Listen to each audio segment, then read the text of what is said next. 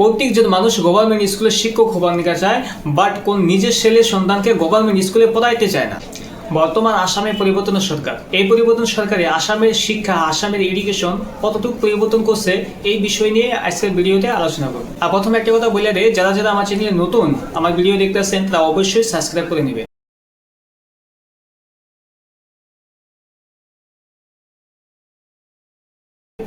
Education most important part of our life, but বর্তমান সময়ে যে ধরনের শিক্ষা গভর্নমেন্ট স্কুলে দেওয়া হইতেছে, এই শিক্ষায় কি আসলে আমার নিজের যে ব্যক্তিত্ব যে শিক্ষার প্রয়োজন, নিজের যেটা প্রয়োজন শিক্ষা, ওই শিক্ষা কি পরিপূর্ণ হইতেছে? এই শিক্ষায় কি আমরা শিক্ষিত হইতেছি? প্রত্যেকজন মানুষ গভর্নমেন্ট স্কুলে শিক্ষক হবার নিকা চায়, বাট কোন নিজের ছেলে সন্তানকে গভর্নমেন্ট স্কুলে পড়াইতে চায় না। তার মেন কারণ হলো এই শিক্ষক বা এই টিচার জন্য নিজেরই ভরসা নাই যে আমার ছেলে সন্তান গভর্নমেন্ট স্কুলে পড়ে জীবনে কোনো কিছু করবার পাবো বা জীবনে শিক্ষিত হবার নিকা পাবো। এই শিক্ষক জনের যদি নিজেরই ভরসা থাকে না একটা গভর্নমেন্ট স্কুলে, তাহলে সেই শিক্ষক জনে অন্য বাচ্চা অন্য ছেলে সন্তানকে একটা গভর্নমেন্ট স্কুলে কি শিক্ষা দিব? আপনার আশেপাশে বা আপনার অঞ্চলে দেখেন যতগুলো আপনার গভর্নমেন্ট স্কুলের টিচার আছে, তারা যে নিজের ছেলে সন্তানকে প্রাইভেট স্কুল, হাই কোয়ালিটি স্কুলে পড়াইতেছে, কিন্তু একটা গভর্নমেন্ট স্কুলে কাজ ছেলে সন্তান পড়ে আপনার আমার এরকম যারা ল মিডল ক্লাস মানুষ আছে, যারা দরিদ্র শ্রেণীর মানুষ, তাদের ছেলে সন্তান গভর্নমেন্ট স্কুলে পড়তেছে। প্রাইভেট স্কুলে থেকে মানুষের তো আগ্রহী হওয়ার তার একটা মূল কারণ আছে। এই মূল কারণটা হলো গভর্নমেন্ট স্কুলে বর্তমান কোনো শিক্ষা হয় না, গভর্নমেন্ট স্কুলে বর্তমান কোনো পড়াশোনা হয় না। ওখানে খালি হয় গুণ উৎসব, এই খেলা ওই খেলা আর টাইম পাস, এটাই খালি গভর্নমেন্ট স্কুলে হয়। আমার আসামে বহুত স্কুল এরকম আছে যেগুলো স্কুলের মধ্যে নাকি স্টুডেন্টের বসার জন্য ভালো একটা বেঞ্চ নাই, স্কুলে ভালো একটা ঘর নাই, স্কুলের স্টুডেন্টগুলা গাছতলা নিয়ে পড়ানো হইতেছে। এরকম বহুত স্কুল এরকম আছে, বহুত স্কুল এরকম আছে যেগুলো স্কুলের মধ্যে স্টুডেন্টও আছে কিন্তু শিক্ষক নাই। বহুত স্কুল এরকম আছে যেগুলো ছাত্র আছে কিন্তু এত ছাত্র একটা ক্লাসের মধ্যে এত স্টুডেন্ট বেশি যে সামনে কোনো শিক্ষককে কি পড়াইতেছে, পাশে কোনো স্টুডেন্টরা নিজে নিজে কামে ব্যস্ত। এইরকম আজকে গভর্নমেন্ট স্কুলের অবস্থা। দ্য সেন্টিনেল আসামে আর্টিকেলে লেখা হয় 96টা স্কুল পার্মানেন্টলি বন্ধ করা হইতেছে। বা চিন্তা করা যায় আসামের এডুকেশন কোন দিকে গেতেছে।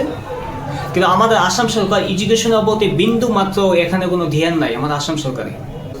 সিধা সিধা ফায়দা উঠাইতেছে প্রাইভেট স্কুল থেকে। যখন জনসাধারণ দেখলো যে বর্তমান সময়ে গভর্নমেন্ট স্কুলে কোনো এডুকেশন দেওয়া হয় না, ভালো কোয়ালিটির এডুকেশন দেওয়া হয় না এবং কোনো শিক্ষা নাই, ওখানে শুধু টাইম পাস করা হইতেছে, তখন গরিব ধনী সবাই নিজের ছেলে সন্তানকে, নিজে তো মূর্খ কিন্তু নিজের ছেলে সন্তানকে মূর্খতা বানাবা চায় না, নিজের ছেলে সন্তানকে উচ্চ শিক্ষিত বানাবার জন্য নিজের প্রতি মাসে টাকা দেওয়া হলেও প্রাইভেট স্কুলে নিজের ছেলে সন্তানকে পড়ানো শুরু করে।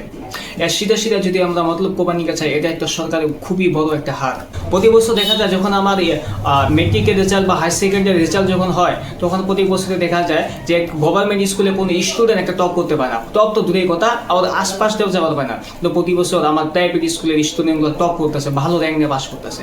গভর্নমেন্ট স্কুলের শিক্ষকদের এত যদি স্যালারি দেওয়ার পরেও তারা কোনো ভালো ধরনের এডুকেশন যদি না দিবা নিকা হয়, খুবই আফসোসের কথা। এটা এডুকেশন নিয়ে আমার আসাম সরকারের বিন্দু মাত্র চিন্তা নাই যে এডুকেশন কোন লেভেলে গেছে।